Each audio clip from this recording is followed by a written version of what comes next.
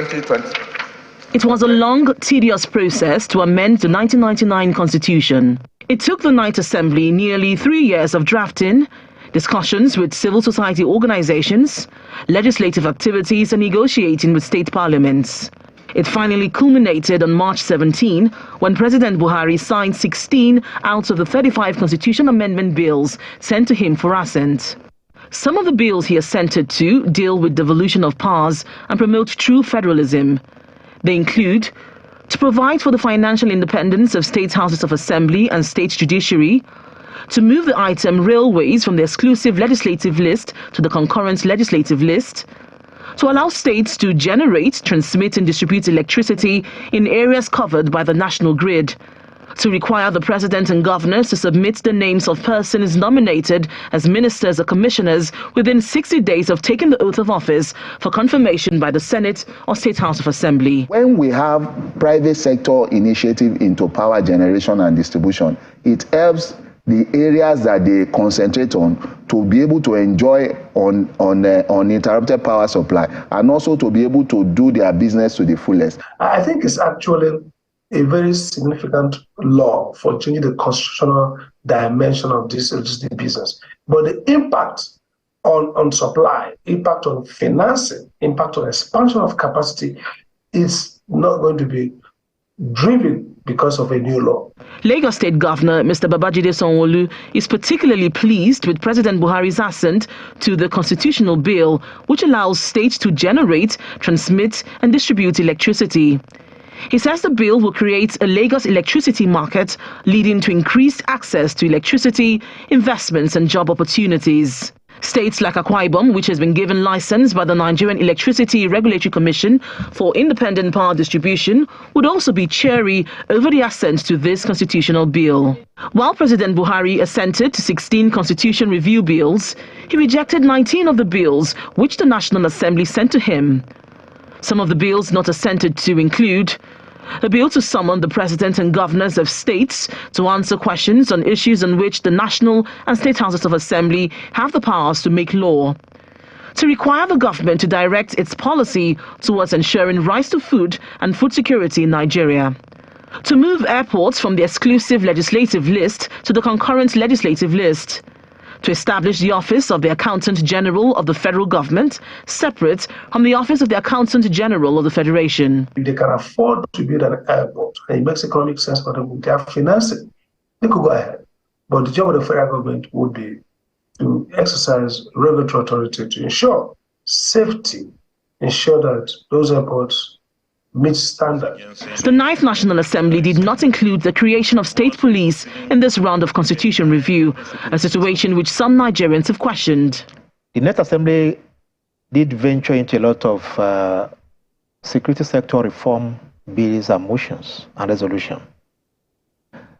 But up to now, most of these bills are still crawling. They are yet to get to the second chamber for concurrence, and I foresee a situation where they might not see through before the end of this administration. Senate President Ahmad Lawan has announced that the upper chamber will constitute a committee to examine why President Buhari did not assent to 19 constitutional bills. Time is, however, of the essence to unravel the reason behind his refusal and further engage the president on this matter, as the Ninth Assembly is in its final days. Linda Akibe, Channels Television News. All right, let's get more perspective on this subject, and we are being joined from or by a political affairs analyst, Jide Ojo from Abuja. Welcome to the News at 10. My pleasure. Good evening.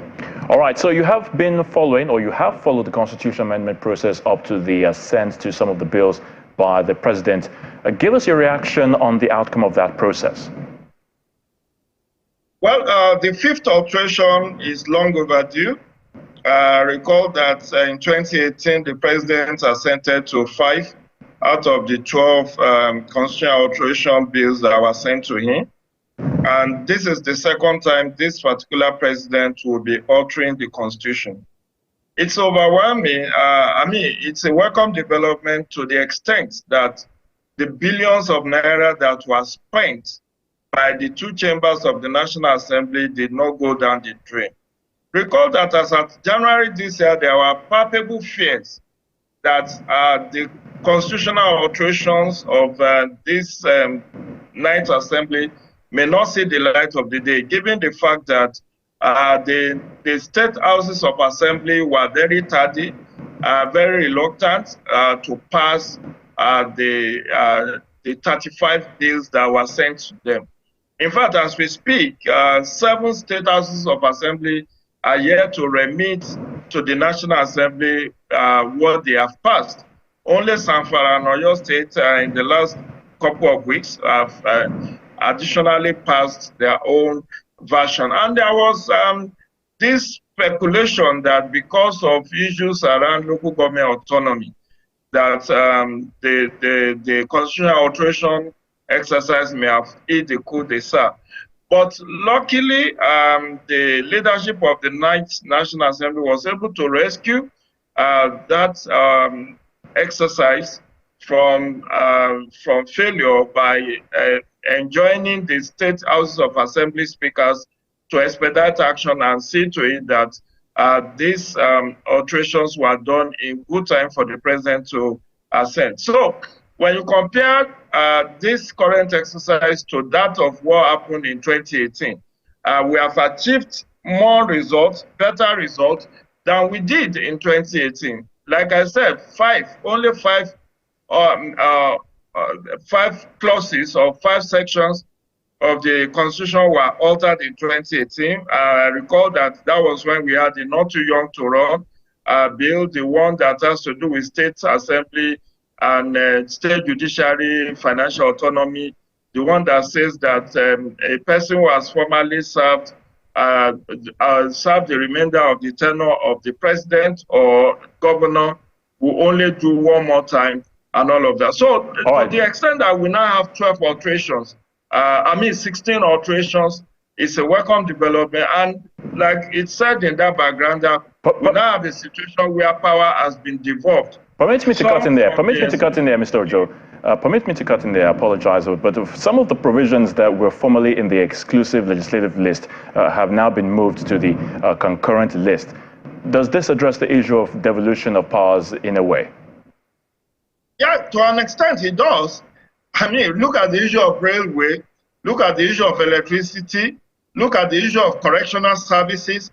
Now correctional services, which we know as prisons, has moved from the exclusive to concurrent legislative list. That's part of what we're agitating for. And this is this is part of the larger restructuring exercise that Nigerians have been calling for. Recall that over the years, the clamor has been strident that there should be restructuring. So part of restructuring is devolution of power. Now you have the railway. States can now have, Lagos State should be so happy that the blue rail line, the red rail line, the metro line that is coming on stream in a short while, now have a federal law backing.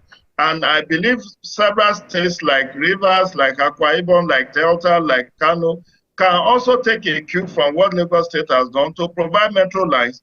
Even Abuja cannot wait to have its own metro line. So devolution of power is part of the wider restructuring exercise, and it's a welcome development, like I said. Although the devil is in the details, we have had situations where there have been constitutional alterations in the past which were not fully implemented. Recall the issue of the financial autonomy for state judiciary and state houses of assembly.